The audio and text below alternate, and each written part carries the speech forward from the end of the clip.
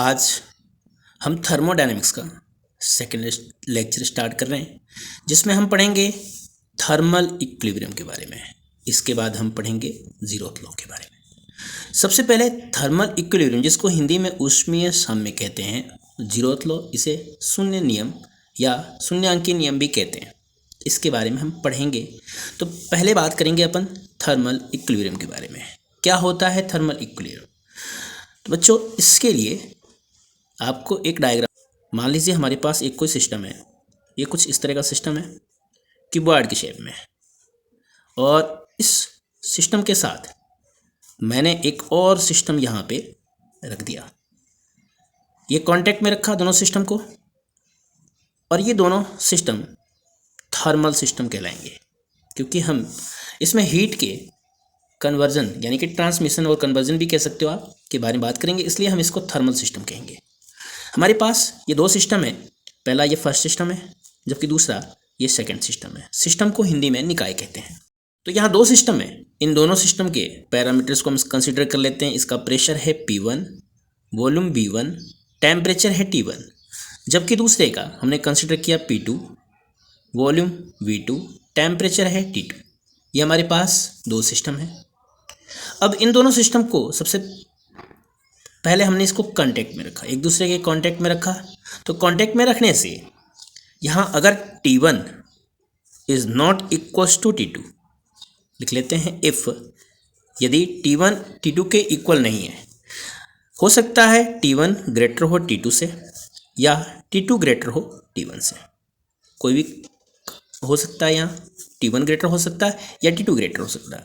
अगर T1 greater होगा T2 से, दैट मीन्स जो हीट ट्रांसफ़र होगी वो सिस्टम फर्स्ट से सेकंड की तरफ, क्योंकि हीट ट्रांसफ़र होती है higher temperature to lower temperature, that is higher heat to lower heat.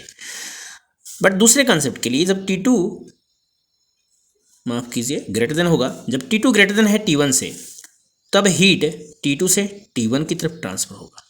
और ये हीट का ट्रांसमिशन तब तक होगा जब तक कि T1 और T2 आपस में इक्वल ना हो जाए। यानी कि जब दो system, when two systems are kept in contact with each other, then there is transmission of heat, or you can say conversion of heat in another form। यहाँ तो another form में conversion नहीं होगा, ट्रांसमिशन होगा एक object से दूसरे object में, पहले ऑब्जेक्ट से दूसरे में या दूसरे से पहले में। जिसका टेम्परेचर हायर होगा वहाँ से हीट लोअर टेम्परेचर की तरफ मूव करेगा। क्लियर यहाँ तक? अब बच्चों, ये टेम्परेचर तब तक मूव करेगा जब तक कि T1 और T2 आपस में इक्वल ना हो जाए। जब दोनों सिस्टम का टेम्परेचर सेम हो जाए, यानी कि दोनों सिस्टम का तापमान सेम हो जाए, टेम्परेचर सेम हो जाए, तब नो एक्सचेंज ऑफ हीट, तब हम कह सकते हैं नो एक्सचेंज ऑफ हीट। ये तब होगा जब T1 इक्वल होगा T2 के। टेम्परेचर सेम हो जाए तो एक्सचेंज नहीं होता हीट का, यानी कि हीट एक ऑब्जेक्ट से दूसरे ऑब्जेक्ट में एक्सचेंज नहीं होगी। कब नहीं होगी? जब टेम्परेचर सेम हो जाए। और इसी कंडीशन को हम कहते हैं थर्मल इक्विलिब्रियम, यानी कि ऊष्मीय साम्य। लिखा हुआ है व्हेन टू थर्मल सिस्टम्स, हमारे पास दो थर्मल सिस्टम है, हैविंग डिफरेंट टेम्परेचर, इन दोनों का टेम्परेचर डिफरेंट है, पहले कंसेप्ट में हमने लिखा है। Kept in contact with each other, एक दूसरे के साथ रखा गया, एक दूसरे के संपर्क में, एक दूसरे के कॉन्टैक्ट में रखा गया with each other, then heat flows from higher temperature to lower temperature. जैसा कि मैंने बताया, जो हीट होगा वो हायर टेम्परेचर से लोअर टेम्परेचर की तरफ फ्लो करेगा। तब तक करेगा both the system acquire same temperature, तब तक करेगा जब तक दोनों सिस्टम का टेम्परेचर सेम ना हो जाए। और जब सेम हो जाए तो वहाँ पे अब कोई हीट एक्सचेंज नहीं होगा, उन दोनों बॉडीज़ के बीच में कोई हीट एक्सचेंज नहीं होगा, और इस इक्विलिब्रियम को हम थर्मल इक्विलिब्रियम यानी कि ऊष्मीय साम्य कहते हैं। अगले वीडियो में जीरोथ लॉ के बारे में पढ़ेंगे, जिसे हम शून्य का नियम कहते हैं।